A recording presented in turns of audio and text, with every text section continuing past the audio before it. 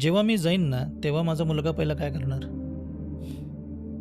दागिना घेणार. येणार ना? सोबत काय जाणार आहे माझ्या? चंदन जाणार आहे, गंध जाणार आहे. उद्या माझ्या मुलानं माझ्या छातीवर चंदनाचं खोड ठेवलं नाही तरी चालेल.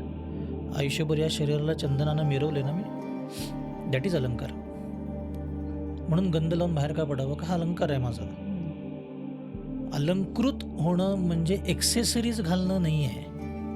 अलंकृत याचा अर्थ हा आहे, भस्म लावणं. की सगळ्यात जास्त प्रेम बॉडीवर आहे ना. हो.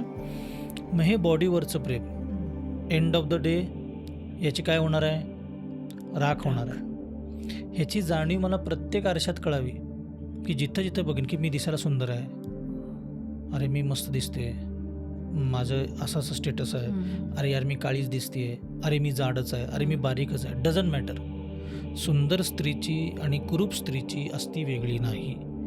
ब्राह्मणाची, शिंपी, मराठा, महार कोणाचीही अस्ती वेगळी नाही. सगळ्यांच्या एकसारख्या अस्तित्व आहेत. मग हे मला पदोपदी दिसत राहावं, कळत राहावं, माझे पाय जमिनीवर राहावेत, दॅट इज भस्म.